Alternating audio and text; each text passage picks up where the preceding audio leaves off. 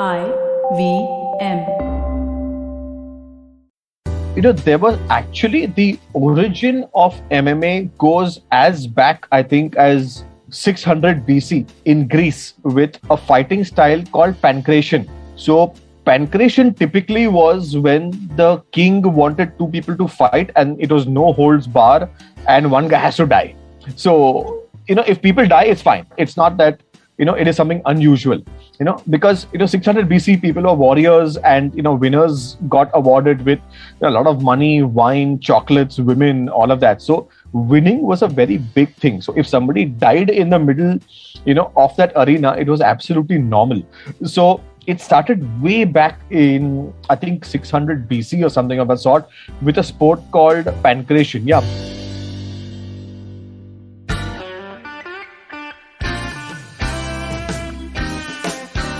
Hello and welcome to the Filter Koffee Podcast. Since its inception in 1993, UFC, or the Ultimate Fighting Championship, hasn't just become one of the most viewed sports in the world, but also one of the leading sports entities in the world in terms of financial value.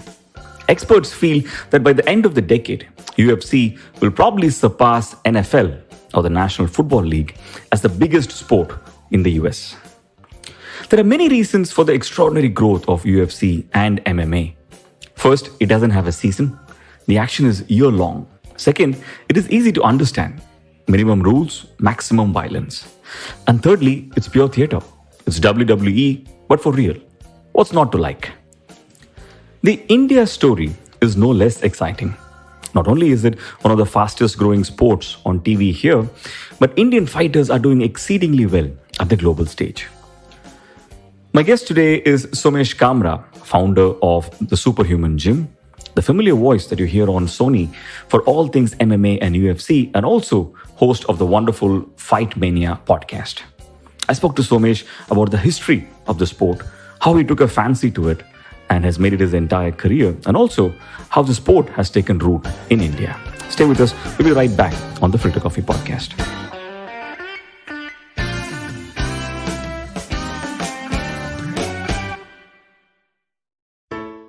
Hello, it's been another great week on the IVM Podcasts network. On Cyrus Says Cock and Bull, Cyrus, Naveen, Priyanka and Abbas discuss rapper Sidhu Moosewala being shot dead in Punjab. On Edges and Sledges, Ashwin, DJ and Varun review IPL 2022 and discuss how the Gujarat Titans lifted their title in the first year.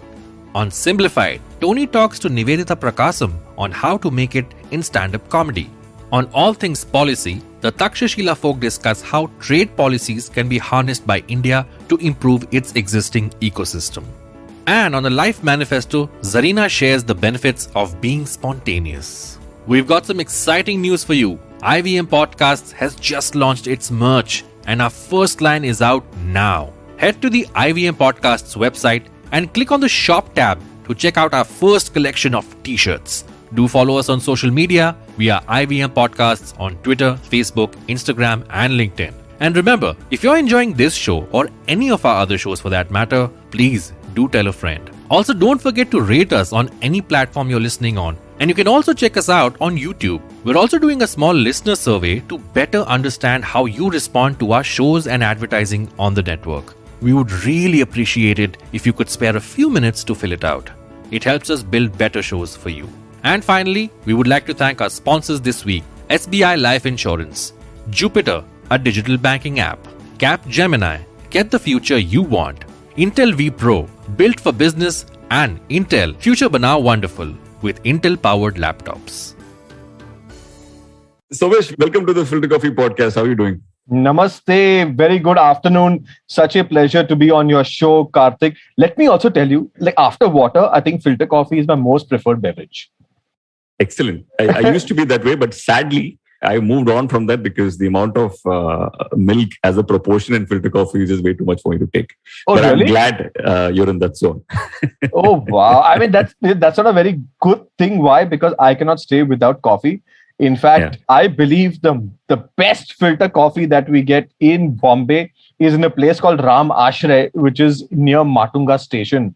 And for those who live in Bombay, if you love filter coffee, you have to go to Ram Ashray which is in Matunga. Excellent. Matunga and Chembur should practically be, declared as things that come under the Tamil Nadu Legislative Assembly. No? Absolutely. In fact, I think officially we should give it like to Karnataka. Yeah.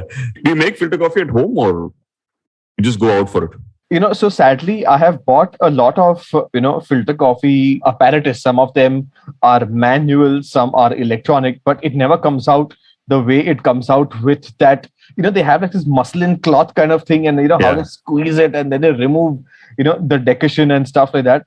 So I've never got that correct. In fact, my gymnasium is in a place called Manipal, which comes in the Udupi district.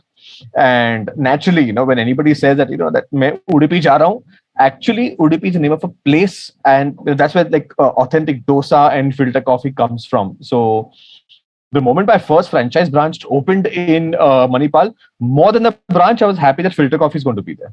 Excellent. What do you talk to us about, since you mentioned it, talk to us about the story of the franchise and the gymnasium. Where did it start for you? Yeah. I mean, I honestly, I don't know where to start, because this madness in my life started maybe in 2003, 2004, in that zamana, where, I used to watch a lot of contact sports. And for the first time on Star Sports, I saw this fighting style, and the tournament was called Pride FC. It's called Pride Fighting Championship.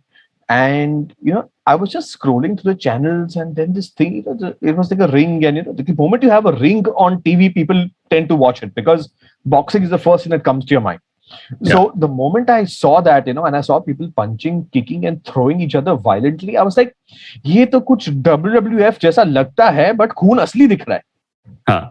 They were literally beating the living daylights out of each other. And I was like, what is going on? And I guess it was just maybe about 3 or 4 years pehle I got my first computer. The internet was very expensive. So, we used to kind of dial in from that, from that phone modem with that sound that comes, so it's not as seamless as what it was now. So we really had to rationalize the internet consumption also. So if I had 15 minutes in a day and, my sister had to use it for some project, and I only had, like, say, 15 minutes, I used to actually say, what is Pride FC, Japan? And then I got to know about the sport of MMA. And because I had a background in boxing, I realized that this is quite interesting. It looks like a mix mash of things. So it's like WWE, but the real thing. And I got hooked on immediately, and from there, I just started doing research. And because I have a boxing background, I started, training in wrestling at that point of time to kind of understand that if I have to combine both the sports, how does it work? It just took off from there, and from there, there was no looking back. I tried to get something in India that, wahan pe to kuch hua nahi, because there was nothing in India at that point of time. Right. So I kind of just saw YouTube and, kind of practice techniques for myself. And because I was working simultaneously, collected some money. 2008 is when I contacted this organization in Russia called M1 Global. And that is when I wanted to learn the sport professionally. So I went to Russia in 2008, to a school and to an organization that actually taught me like parts of the business of it and the sport. So that is when I really opened my eyes and I'm like, so this is how it works and this is how it's done and all of that. And the organization is called M1 Global. So at that time, it was like the world's number 2 organization. But at this point, even as early as 2003, when you first saw the sport on TV, what was, and you said you had a background in boxing, right? So what was the dream at that point to get into contact sports as a sports person? No, not really. Honestly, quite surprisingly, for a very long time, till about maybe 4 or 5 years back, I never had a goal that, yes, this is what I'm going to do. I used to do stuff that I like.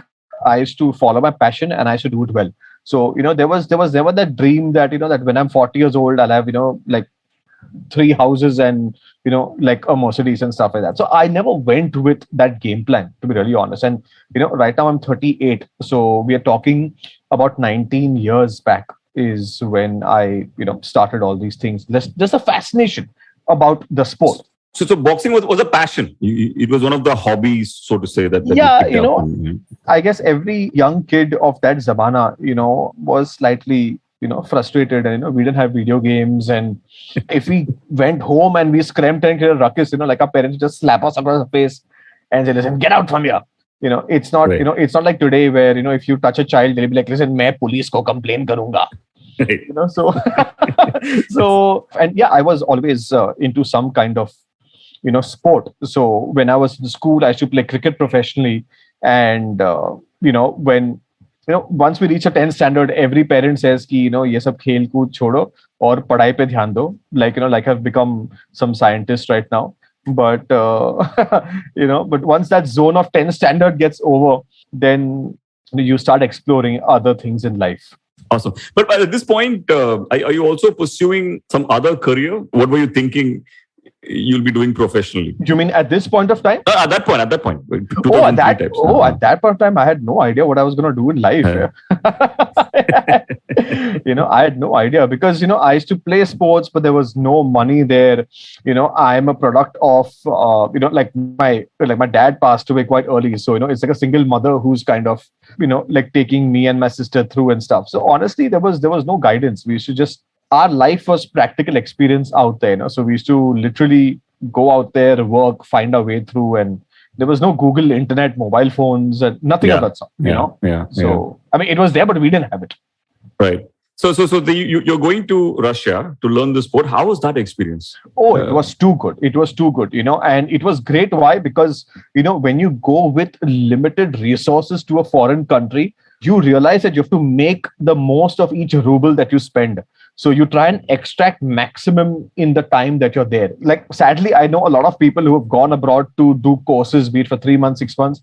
And because they are so financially well off, it's more of a 6-month vacation for them. But for me, because I really wanted to do it, and it was the money which I had saved in the last, few years of my life, I knew as to how to spend very, very carefully. And, staying in hostels, doing overtime in the gym, and, talking to the coaches, and so all that kind of stuff. So it was a great eye opener. And quite funnily, the IPL had also launched in 2008.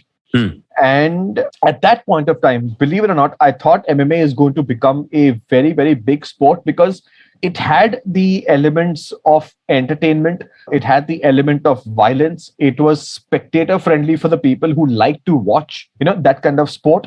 So I, at some level, felt that, the IPL is like a masaledar version of cricket, where you have Ricky Ponting, Harbhajan, and Andrew Simons in the same team.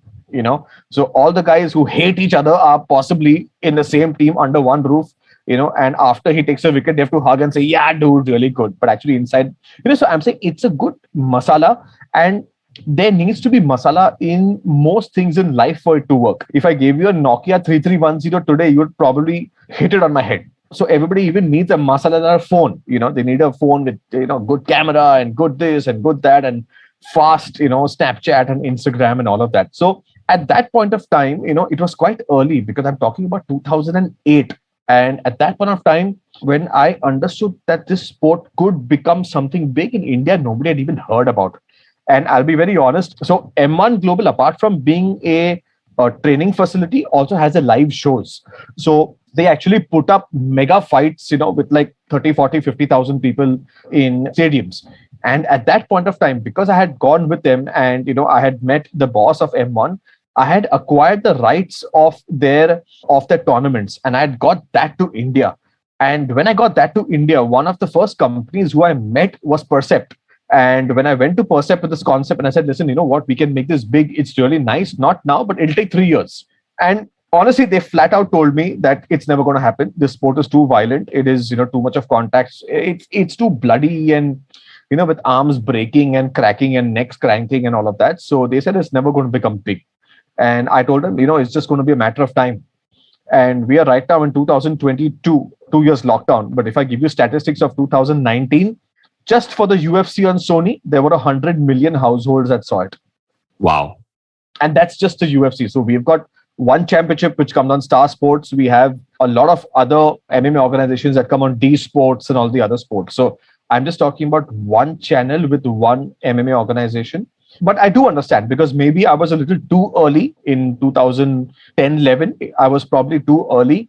And, they didn't think of it as valuable, proposition to get into. But today, here we are, covering the sport. We are covering the sport. And in fact, I'm talking about the sport on a very, very good podcast, which is the Filter Koffee Podcast. I host the show for the UFC on Sony, and I write about the sport on Spogo News. So there's a lot happening. I in fact own an MMA gym, and the amount of MMA gyms that are coming up right now are crazy. It's crazy. But every gym is right now not a regular gym. They are having a boxing section, they are having a CrossFit section. Yeah. So Yeah. they are pretty much going hybrid. So this happened in the US about 10 years back. I'm assuming it's going to happen in India, and it's going to become even bigger because of the sheer population. So if you look at 5% of India versus 5% of America, it's going to be a zameen asman ka farak. Right. It's a good segue for us to go away from your journey briefly and Right. talk about the evolution of the sport itself, right? Right. For all major sports, there's always like a tipping point, right? Yes. Whether it is poker, 2003 was a big tipping point for poker. Yes. Boxing, the 60s was a great time for that. Right. If I were to go to the history of the sport, right, and I should have probably said this at the beginning, but like we were discussing before the recording began, I'm going to come from a completely novice, laymanish perspective because I know very little about the sport. In fact, as I was prepping, for this chat of ours, I realized that the sport in a way has its origin in Japan, isn't it? I was reading about, and pardon me if I'm pronouncing this wrong, ballet tudo. Is that the origin of what we know as MMA today? Yeah, so there was actually the origin of MMA goes as back, I think, as 600 BC in Greece with a fighting style called pancration. So pancration typically was when the king wanted two people to fight, and it was no holds bar, and one guy has to die. So Has to die. Yeah, That's a rule. if people die, it's fine. It's not that Okay. it is something unusual. Because 600 BC people were warriors, and winners got awarded with a lot of money, wine, chocolates, women, all of that. So winning was a very big thing. So if somebody died in the middle of that arena, it was absolutely normal. So it started way back in, I think, 600 BC or something of that sort, with a sport called pancration. Yeah, but if you talk about new age martial arts, In fact, sorry to interrupt you, there's also in the Colosseum, there is still a sculpture of pancration absolutely, yes, absolutely. even today, right? Yes, Yeah. yes, absolutely, yes. If you talk about modern MMA, Vale Tudo actually comes from Brazil.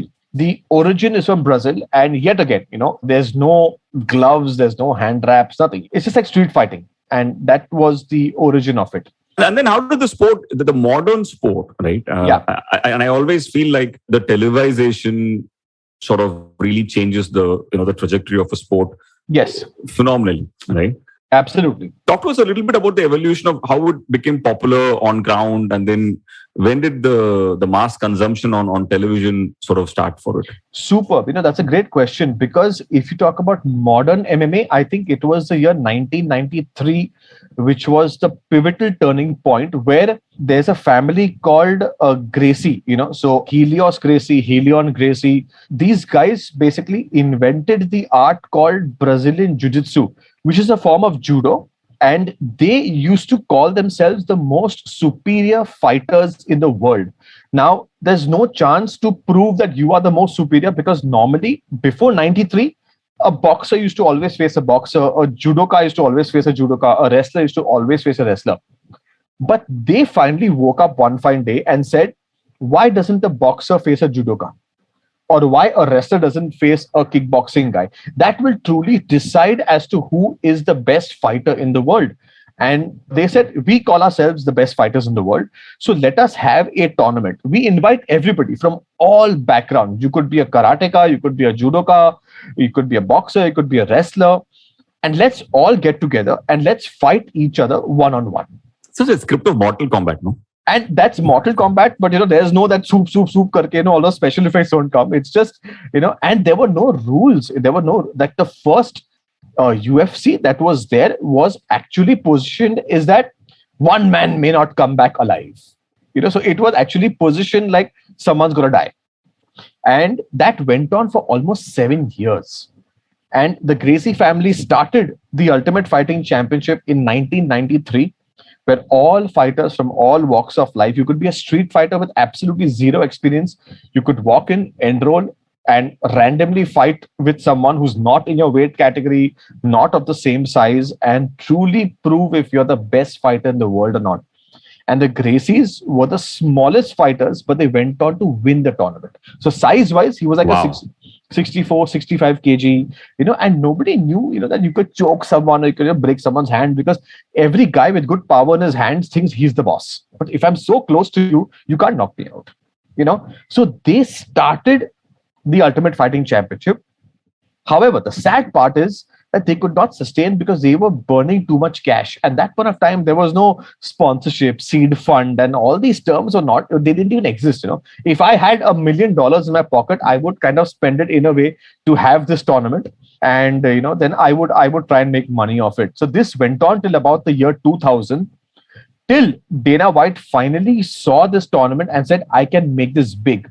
So Dana White and his financier, his close school friend, Lorenzo Fertitta, they bought the UFC from the Gracie family.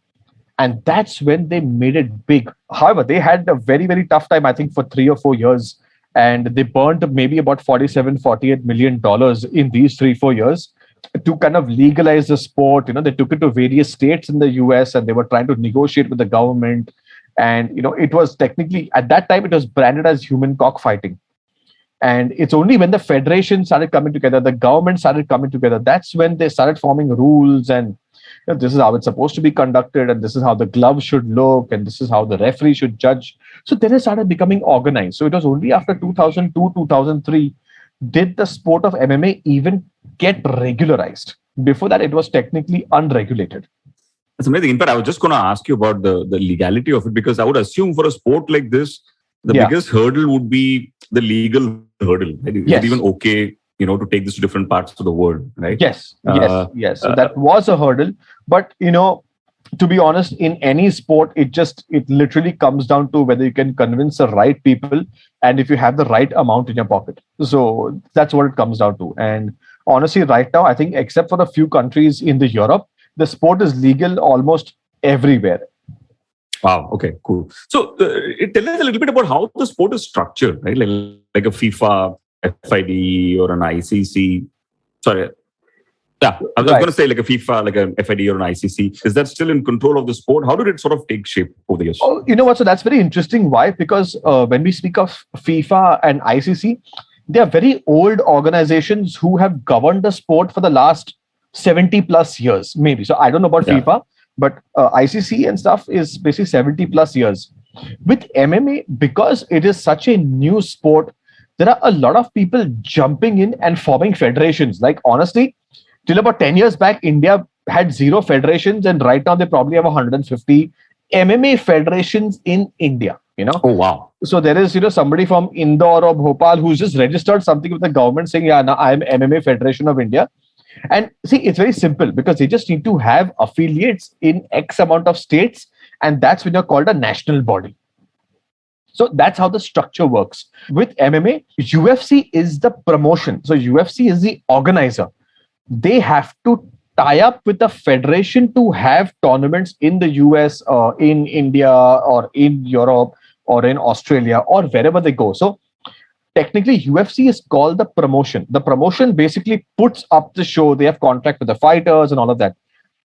The federation that governs the sport sees that the judging is absolutely fair. They provide the referees. They check if the gloves are fine. They also check, there's no doping that's happening and all of that. So they just see that the sport has been executed in a clean and fair manner. That's what the federations do. So UFC is the company / promotion, and wherever they travel, they have to tie up with a local federation to kind of govern the sport. That's how it's done. Right. In a loose way, UFC is like the IPL, the Champions League of MMA. So basically, UFC is like the IPL. The only difference is that the IPL comes under the BCCI. So BCCI is the federation and the promotion, technically. Right. In MMA, legally, we cannot have the promotion and the governing council to be the same because, I cannot make the rules and break the rules by myself. The maker-checker situation happens. Yes. So it is illegal to do that. In India, it happens a lot where the federation and the promotion are the same person that's actually running it. I personally don't encourage that. Good segue for us to come back, to your story. You come back from Russia. You're You're really excited about the sport. You bought the franchise. You want to make it big with Percept, etc. Yeah. How does that story go? And in all of this, I also read somewhere that you then picked up an athlete that you believed in and sort of almost sponsored him into tournaments, right? Talk to us about that phase of your journey. So, it was very interesting because when I came back to India, so what I did with M1 Global was not just learn the sport in Russia. In 2010, I went to the US with M1 Global because they were organizing a selection process called M1 Selection. So M1 Selection was primarily, they used to hold tournaments with the intention to pick the best athletes. So it was like a scouting program. So I wrote to them and said, listen, can I help you in this? I would love to be a part of someone who even organizes a live fight. And they said, yeah, like, why not? So I went to Atlantic City with them in the year 2010. And I organized an M1 selection with them. And I kind of started understanding as to how a tournament is actually put up. The ring, the lights, the seating, where the judges sit, all of that, from start to finish. And I thought, yes, this is awesome. I'm going to get back to India and kick ass. And the moment I came back to India, there were just rejections. So everywhere I went, they just slammed the door on my face and said, listen, this is an absolute bullshit idea and it's never going to work. So now, because I was spending my own money for all these years, I was going to Russia, going to US and all of that. So I was pretty much stuck. Then I realized that, listen, I don't know what to do because we aren't a funded organization. I don't know how to raise money. I'm just a graduate. I'm not like some MBA guy or, I'm not like a Harvard graduate, who gets out and, raises 500 crores and, just with my Excel sheets. Yeah. So I was like, now what do I do? And then I said, shit, I don't have money. I only have passion, determination. And I went to Gold Gym and I said, listen, I do understand that your gym is great. Everything is fine, but your activity area is underutilized. So can I use that as a training spot? So I started going to various Gold Gyms. I started going to various Talwalkars and I started taking their activity rooms. So I had 800 square feet, 700 square feet, 900 square feet of space. And I started training regular clients out there. And I said, the best way to do this is to give them a taster of what the sport is like. So I used to have boxing lessons. I used to have wrestling lessons. And people started picking up on this aspect. So they said, okay, so instead of going to the gymnasium to work out, I will do a boxing class and I will work out. So that was the positioning. That was in 2011. And the deal was pretty simple. So I had no money. I only had talent and I had determination. So I went to Gold Gym. I went to Talwalkar's and I told them, that whatever money we make, half is yours, half is mine. Because you're giving me the space, it's your AC, it's all of that is yours. And because I'm getting this and you technically don't have to hire anybody for it, we'll just split 50-50. So they said, great. And that's how I started growing from there, So then I started hiring a team. I started training my team. We were in 11 locations in Bombay itself, Gold Gym and Talwalkar combined. So all the way from Thane, which is extreme North Bombay, till Nepean Road, which is South Bombay. We had 11 locations. I built a team and then I got an offer from one fitness chain. And they said, listen, why don't you do this at all our clubs? But it's exclusive. So you have to discontinue with Golds and Talwalkar, but we'll have an agreement with us. And wherever we grow, you will come with us. I said, great, let's do this. So then we opened 1, 2, 3, 4. Then after opening 4, eventually this pretty much went on autopilot where people were now coming to train in MMA instead of going to the gym. So this was about 2016, if I'm not mistaken. So 2016 to 2018 is when I ran this model. And so when I was running this model with this particular fitness chain, I also used to get a lot of franchise offers. But my agreement did not allow me to explore that. So when my 2-year agreement with this particular fitness chain got over, then I branched out and, kind of looked at the franchise opportunities. And the first large franchise that we opened, which is like my flagship outlet in Manipal, Karnataka, is 11,000 square feet Superhuman Gym. Wow. Before we just get into Superhuman, I'm just thinking. Yeah, bitches. Yeah. This is an extraordinary entrepreneurial journey for someone who's like, in 2011, you must have been barely 5-6 years out of college, right? So yes. So I passed out in 2006. Right. Right. So when I passed Yeah. out, so I had done my bachelor's in mass media. So I immediately got picked up by by one of these production houses, and in fact, my first job that I did was on a movie called Gajani with Amir Khan. So Oh, wow. I was the assistant director of that movie, and even there I was more interested in Amir Khan's training regime because my background is in sports, So Right. so yeah, so that's That is fascinating. But I'm assuming, you obviously made a choice to say this is my career, not film. absolutely. Yeah. For a entrepreneur who's entirely fueled up until this point in your story Yeah. only by passion and by bootstrapping, and then growing organically, it's a fabulous story.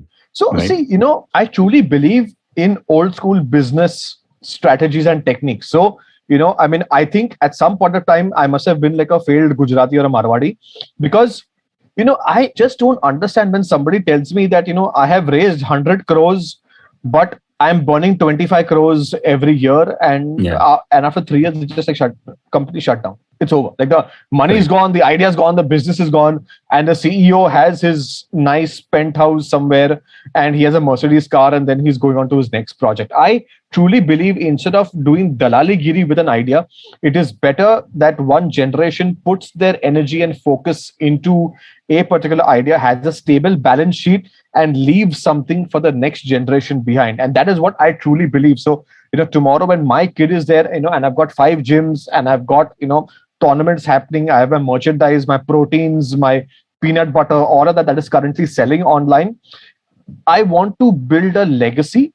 And that's partly not because I want to, because I have no choice. I've not been born with a golden spoon. I don't know how to go out there and raise money. So the only thing I have is to bootstrap and to survive and to make money from what I'm doing. So, fortunately, a lot of gym brands shut down in the pandemic and we didn't. We survived. I mean, maybe one, luck. Second is obviously, because we have only one outlet as of now, and that was a blessing to us. If I had 10 outlets, I mean, I don't know how I would survive because I was just one gym old. I survived the pandemic. Now, if I had 8-10 gyms at that point of time, I don't know how I would have survived. Like most, honestly, Gold's Gym shut down, Multifit shut down, Fitness First shut down. They all got taken over by Cult. I mean, Cult themselves shut some 6 branches or something. So when they launched, obviously, because it's a Bansal-backed property, they had 250 gyms. But once the pandemic got over, they were down to 106 or something, So yeah. I think what you've also done is created something of a trend, of a value, right? Like today, I go to Gold's in Delhi, and I can see that the energy that happens in the activity room is way more, the vibe there is just much stronger than the weights training place in Gold's, right? Right. To be able to sort of create your own chain, from this moving on to the next chapter, in your entrepreneurial journey, why in Manipal? So very good question. Why Manipal is, to be honest, my first franchise inquiry came from there and I explored it and we closed the deal. Okay. It's as simple as that. Honestly, when I got the inquiry from Manipal, I thought it was Northeast.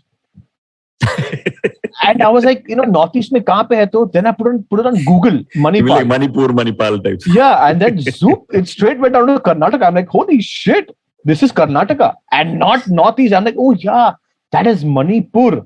And even till date, when I tell anybody Manipal, they're like, but Northeast mein kya hai? I said, abe, Northeast mein nahi hai, ye Karnataka mein hai. Luckily the market there is so good and, it's so undervalued because people who live in cities, like Chennai, Bombay, Bangalore, they think, city life is the best thing ever to happen to us. Everybody's coming to cities, we drink that beer and all that shit. But absolute nonsense. The real deal is in tier 2 and tier 3 cities. India is based in tier 2, tier 3 cities where they have the spending capacity. And now because of the internet penetration, they have the knowledge, they have the resources, they have the infrastructure, and they have the attitude. They have the time because they're not spending their time on Western Express Highway 4 hours a day. Right? So, and they have cleaner air and water. Absolutely, yes, absolutely. I mean, in fact, the time that it takes me to travel 20 kilometers, not in 20, if I have to travel 10 kilometers in Bombay, In the same time, I can travel from Manipal till Mangalore, which is about 63 kilometers. Fascinating. Going back to the sport itself, right? Yeah. You come back from Russia and then you are doing these things in gyms in Bombay. Yeah. I'm assuming the revolution, the MMA revolution is happening in different parts of the country, right? Like other people, I'm assuming, are doing their own thing. Right. Do you have any allies at this point as far as the sport is concerned? No. I don't know if it's fortunate or it's unfortunate, but I don't have any allies at the moment. Right. So how is the sport taking? Like, if you were to go back the last 10 years in India with MMA, how has the country sort of reacted to that? You spoke about at the beginning of the show, you spoke about how many 100 million people watch it. Yeah. But from a player perspective, right? How has that taken shape? So there are two primary phases to this. One is before the international guys started getting broadcasted on Indian television, and one is after. So I'll be very honest and candid here. The fact that before the UFC or One Championship or any of these guys started coming on TV, there were a lot of organizations or training schools that used to train these young kids and send them for some amateur championship, in Azerbaijan or in Kazakhstan and all of that. And see, again, I'll be very candid on this podcast. It was just a money-making thing for them, to be honest. So say I picked up 5 kids from a village and I told their parents, sorry, I'm sending him to Azerbaijan, which is in a foreign country. And this villager has not gone outside his village. For him, it's a very big thing. So he'll say, mera beta na foreign jaake khel raha hai. And they used to pay this person 1 lakh, 1.5 lakhs to actually send them, even though the organizer took care of everything. So it was a money-making thing.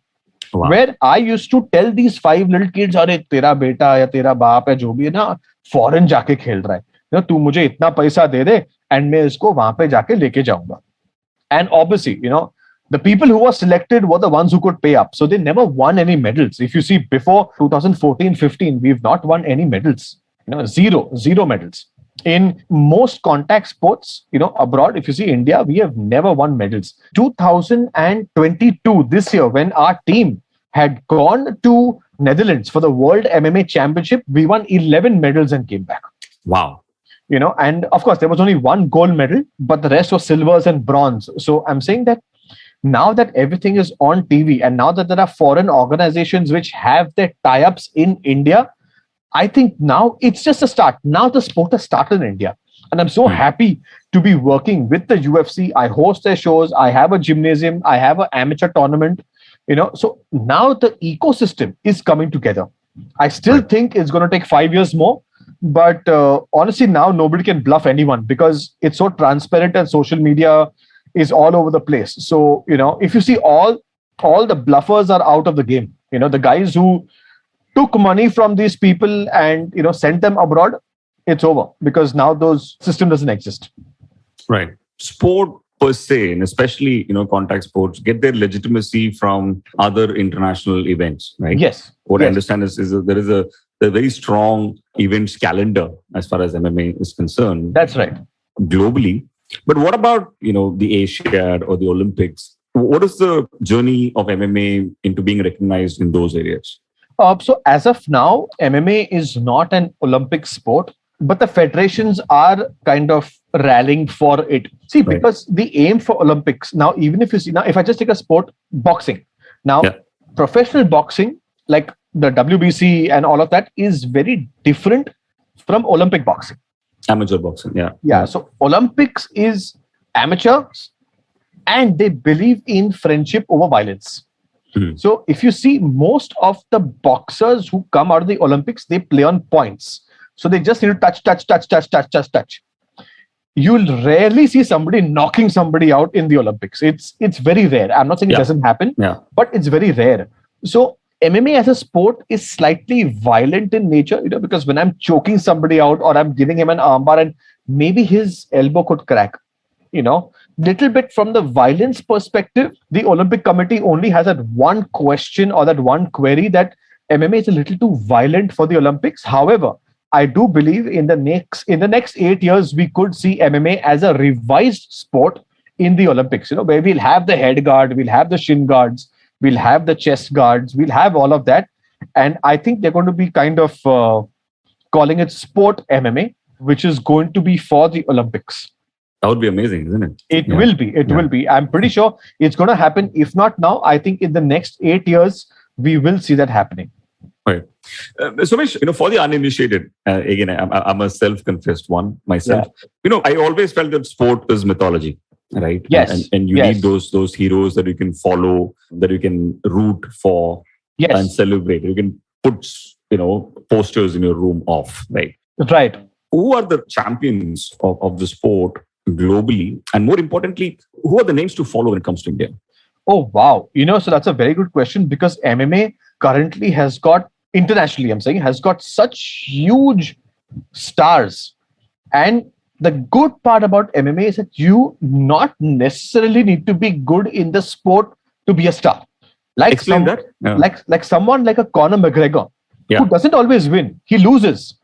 But because he's so flashy, he wears clothes, he talks in a certain way, the press conferences are very entertaining. He's throwing chairs and he's throwing water bottles on people and, he's abusing. So there's an entertainment aspect to this also. Mm. What happens with other sports is that if you're not good in the sport, you can't become a star. Yeah. Like if Kohli is getting out on duck every single time, it doesn't matter how much he's talking in the press conference. People know that he's going to get out on duck. Right. But in MMA, it's a little ulta. I mean, not exactly ulta. I'm saying it's a little different, where you don't need to be perfect in the sport to be a star. I can just be the Pied Piper of a country and people will follow me. And the best example is Conor McGregor. Conor McGregor doesn't win all the time. In fact, he's lost his last 3 fights. But if you see the pay-per-view numbers, the highest people who buy the UFC pay-per-view is when Conor McGregor is on the card. Wow. Michael Chandler, he came into the UFC with a bang. He's 33 years old. He was fighting in another organization called Bellator. He was a champion there. He transitioned from Bellator to the UFC. He doesn't win all the time, but he's so entertaining that people come to see him. They are paying to see Michael Chandler perform.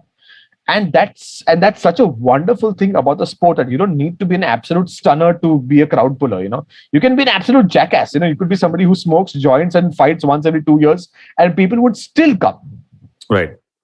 So there are just so many names out there. I can't begin with Conor McGregor, Michael Chandler, Demetrius Mighty Mouse Johnson from one championship. These are mega stars. Mega stars. It almost sounds like it's going through the phase where you had these Madison Gardens, Vegas type phase of MMA, where it is about the show, more than anything else, isn't it? It is about the pompous. It's about the show. It's about the ring girls in their bikinis, and then it's about good fights. Right. So it is. So it's just a treat to watch for those 3 hours. Yeah. Amazing. You have backed players from India in the past, and you're a big part of that ecosystem today. Who are the players that have caught your eye as far as India is concerned? If it comes to the future of the sport in India, right? Who are taking this forward? So, I'll be very honest now, because I don't physically go to different cities to scout and meet the players.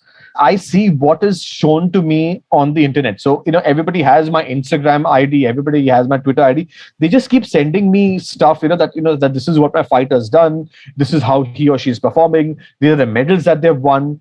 So, till about maybe 5 or 6 years back, nobody believed that an Indian fighter can fight in the UFC. And because I've been working with them since 2013, I'm breaking my head and telling everyone that I work for them. I'm keeping my eye, just perform, just be serious about your job. And 2017, when we plugged in the first Indian guy into the UFC, the market exploded. And they were like, oh shit, the first Indian guy to fight. It's like playing the World Cup.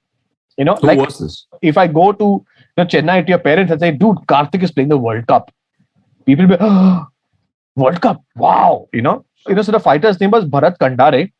He, in fact, has been with me for 4 years before that. Wow. Of course, now what happens also is that people should realize that when you're competing at that level, you need to be at your A game.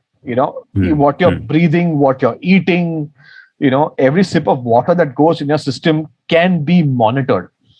So sorry to interrupt you, but how did you come across Bharat first? Where did you spot him? Oh, so basically, Bharat was a part of my organization since 2014. So he was associated with me. He was training with us. since 2014. And, the first opportunity that I got, I mean, not that he was my guy, so I put him. He genuinely has the ability to perform, and given all the criteria and all of that, when we went to Shanghai and we fought in UFC Fight Night, it was beautiful. In fact, the entire roster of UFC came and they told us, listen, guys, you lost, that's fine. But you guys put up a spectacle. You actually have put your country on the international map. And that was very important for us. Sadly, what happened after that is that he got drug busted. He went to some random doctors, he had a few injuries, and they injected some stuff in him, and the rest is history. But as I said, people need to be the fighters need to be very, very aware of what goes in your system, be it pani ya koi supplement liya, creatine liya, whey protein liya, jo bhi, whatever you take needs to be completely drug free and clean, because international organizations come under the WADA, which is the World Anti-Doping Agency. Yeah. And if you get tested randomly and, things can happen. So they take blood tests, they take urine tests. In some cases, they even take hair samples, So it's very, very detailed. And so he got drug busted. He got banned for 2 years. And, after that, honestly, he never made a comeback. And I had my eye on a lot of Indian fighters. And then the COVID time came in. So the UFC was not going outside the US. But we always had plans. It was October last year.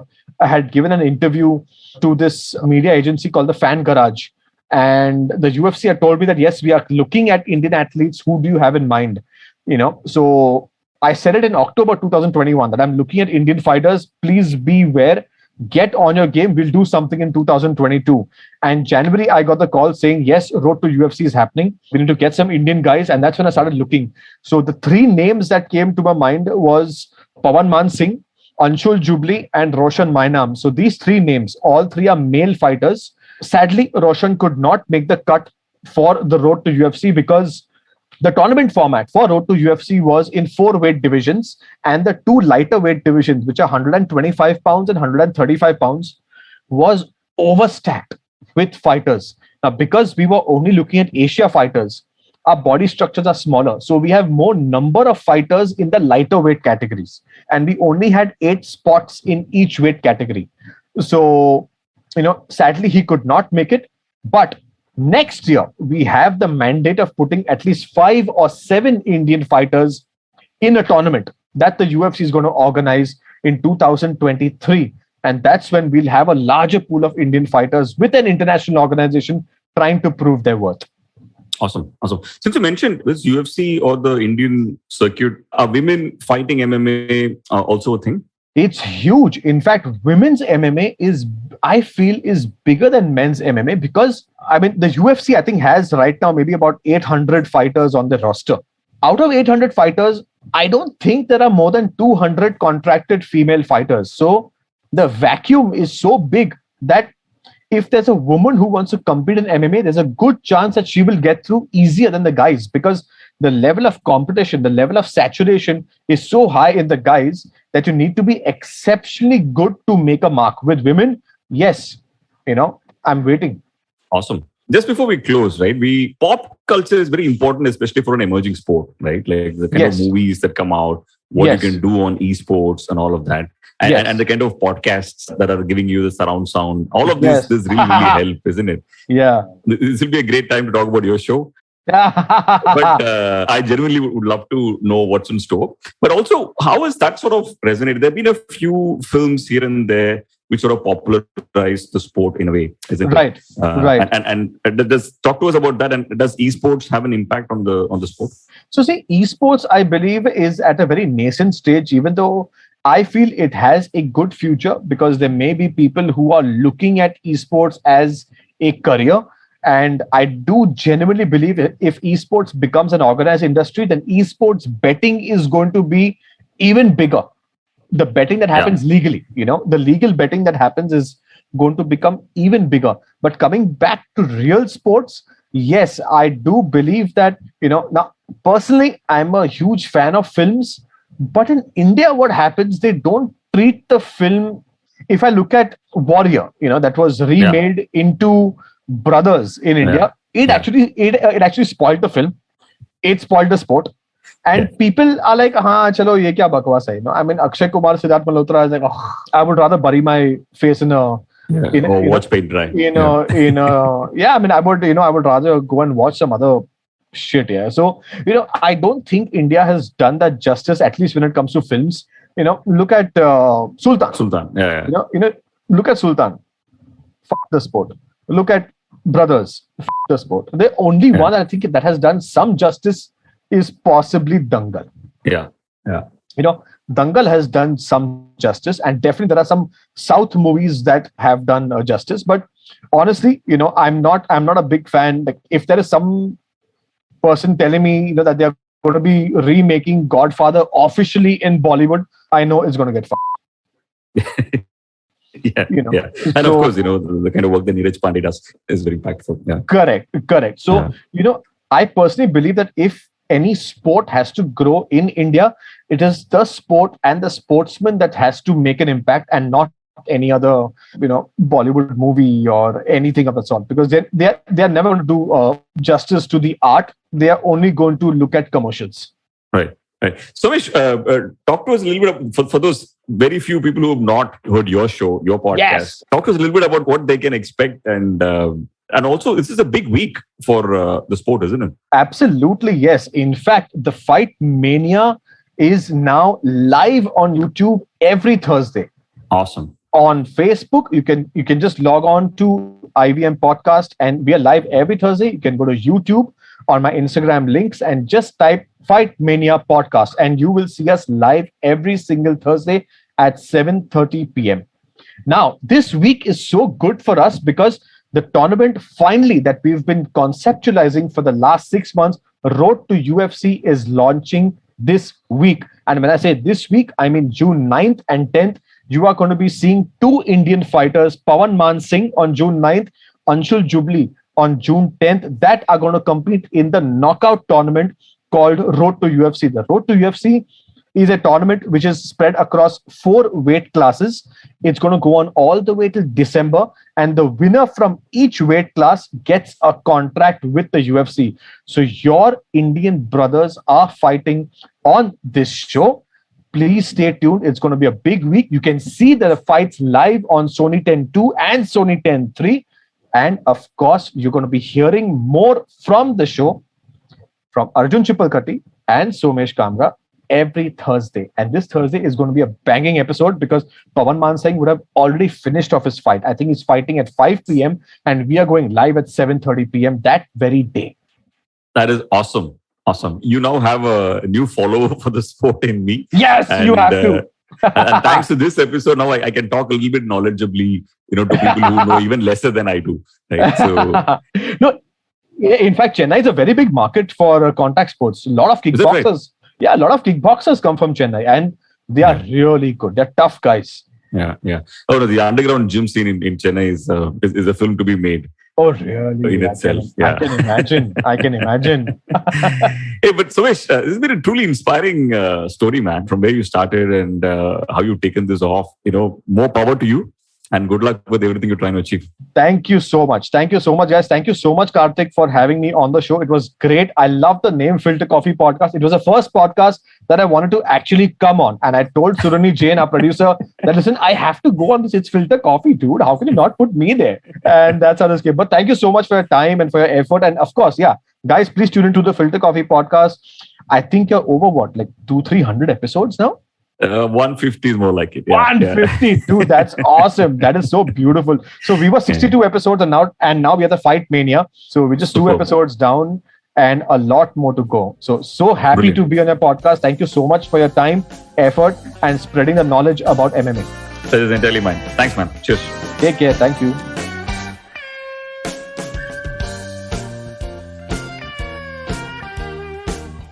If you like this podcast, don't forget to check out other interesting podcasts on the IVM network. You can listen to us on the IVM Podcast app or ivmpodcast.com. You can also follow us on our social media. We are at IVM Podcasts on Twitter and Instagram. And if you want to reach out to me, I am _Karthik. That's Karthik with an H on Twitter. And Filter_Koffee. That's coffee with a K on Instagram.